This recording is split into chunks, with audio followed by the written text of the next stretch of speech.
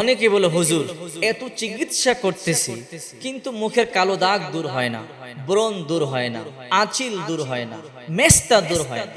হুজুর এখন ঔষধের প্রতি কোনো আস্থা নেই, কোরআনের প্রতি আস্থা।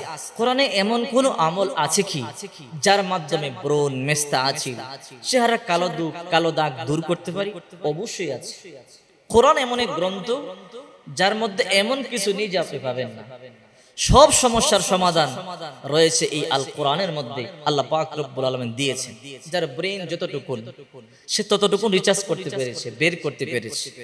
রব্বুল আলামিন বলেন ওয়া নুনাজ্জিলু মিনাল কুরআনি মা হুয়া শিফাউ ওয়া রাহমাতুল লিল মুমিনিন।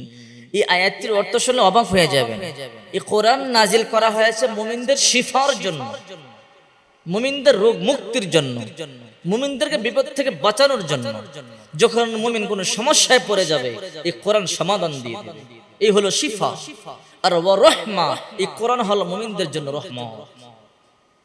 যখন মুমিন টেনশনে পড়ে যাবে, কোন কারণে বিপদে পড়ে যাবে, বালা মুসিবতের মধ্যে পড়ে যাবে, এই কোরআন তেলাওয়াত করবে আর আমি আল্লাহ আরশে আজিম থেকে তার অন্তরে শান্তি ঢেলে দেব।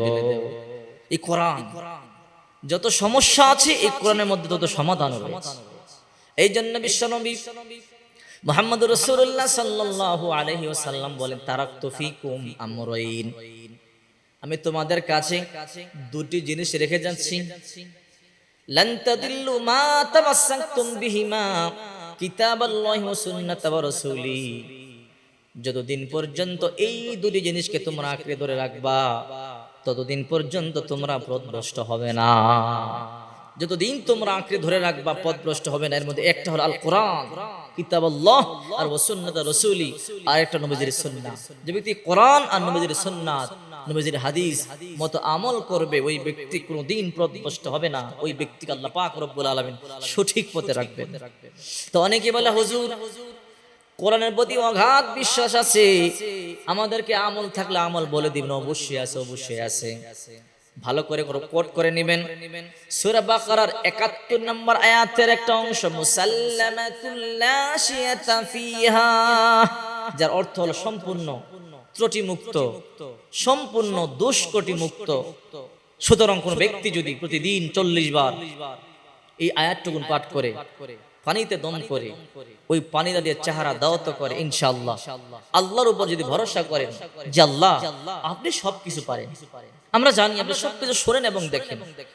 ইন্নাল্লাহা সামিউন বাসীর, আল্লাহু সামিউন বাসীর, আল্লাহ সবকিছু শোনেন, আল্লাহ সবকিছু দেখেন। আয় আল্লাহ, আমার বিশ্বাস এই ব্রণ, এই মেস্তা, এই কালো দাগ আপনি দিয়েছেন। আল্লাহ এত সুন্দর চেহারার মধ্যে এগুলো মানায় না, আপনি দয়া করে একটু রিমুভ করে দেন। আল্লাহ আপনার কোরআনের আয়াত পড়ে আপনার কাছে আমি দরখাস্ত জমা দিলাম।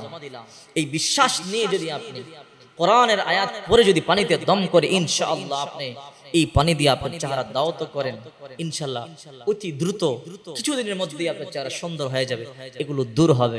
তবে একটা কথা মনে রাখবেন, আপনার জবান যতটা পবিত্র হবে ততটা দ্রুত কাজ হবে।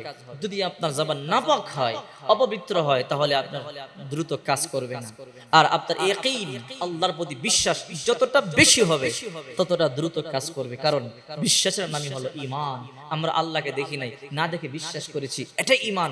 আমরা রাসূলকে দেখি নাই, না দেখে বিশ্বাস করেছি, এটাই হলো ঈমান। ঈমান এই জন্য রব্বুল আলামিন বলেন মুসাল্লামাতুল লা শিয়াতা ফিহা, সম্পূর্ণ দোষ ত্রুটি মুক্ত। যদি আপনি ৪১ বার মুসাল্লামাতুল লা শিয়াতা ফিহা এটা পড়ে পানিতে দম করে যদি আপনি ওই পানি দিয়ে মুখ দাওয়াত করেন, অথবা আপনি ফু দিতে পারেন হাতের মধ্যে, এরকম ফু দিলে চেহারাতে আসবে, ইনশাআল্লাহ কাজ হবে, দ্রুত কাজ হবে। এই জন্য বিশ্বনবী মুহাম্মদুর রাসূলুল্লাহ সাল্লাল্লাহু আলাইহি ওয়াসাল্লাম বলেন, মা আয়েশা বলেন, হাদিস শরীফ থেকে বলছি, মা আয়েশা বলেন বিশ্বনবী মুহাম্মদুর রাসূলুল্লাহ সাল্লাল্লাহু আলাইহি ওয়াসাল্লাম বলেছেন, যদি তোমরা সবকিছু আল্লাহর কাছে চাইবা, যদি তোমাদের পায়ের স্যান্ডেলের ফিতারও প্রয়োজন হয় ওটাও তোমরা আল্লাহর কাছে চাইবা। চিন্তা করছেন নবীজি বলেন, যদি তোমাদের পায়ের স্যান্ডেলের ফিতারও প্রয়োজন হয়, ওই ফিতাটাও তোমরা আল্লাহর কাছে কামনা করবে, কারণ আল্লাহ ছাড়া কেউ কোনো কিছু দিতে পারেন। আমরা অযথাই ক্ষমতা দেখাই। আমরা যখন মরিয়া যাই, পৃথিবীর কোনো ডাক্তার আমাদেরকে বাঁচাতে পারে না, কোনো কবিরাজ আমাদেরকে বাঁচাতে পারে না, কোনো আত্মীয় স্বজন আমাদেরকে বাঁচাতে পারে না, তখন আমাদের ধন সম্পদ কোনো কাজে আসে না। এই জন্য কবি বলেন, ঘর ইমারত রাবরিবর আসমা আকিবা জিরে জমি করে দিনেহা। আরে বিল্ডিং বানাইতে বানাইতে আসমান পর্যন্ত যদি বানাও, শেষ পর্যন্ত 3.5 কবরে তোমাকে যেতে হবে। কি হবে এই আত্ম অহংকার দিয়ে, হমিকা দিয়ে, এই ক্ষমতা দিয়ে, এই অন্যায়, এই জুলুম, কি হবে এগুলো দিয়ে? মরলে তো কেউ কোনো কাজে আসবে না, আমার কবরে আমাকে যেতে হবে। জাহান্নামের আগুনে যখন দাও দাও করে জ্বলবো, মা মা বাবা বলে চিৎকার করবো, কেউ বাঁচাতে চায়। এই জন্য যখন কোনো কিছুর প্রয়োজন হবে, তাওয়াক্কালতু আলাল্লাহ, আল্লাহর উপরে ভরসা করবেন। বিসমিল্লাহ তাওয়াক্কালতু আলাল্লাহ লা হাওলা ওয়ালা কুওয়াতা ইল্লা বিল্লাহ।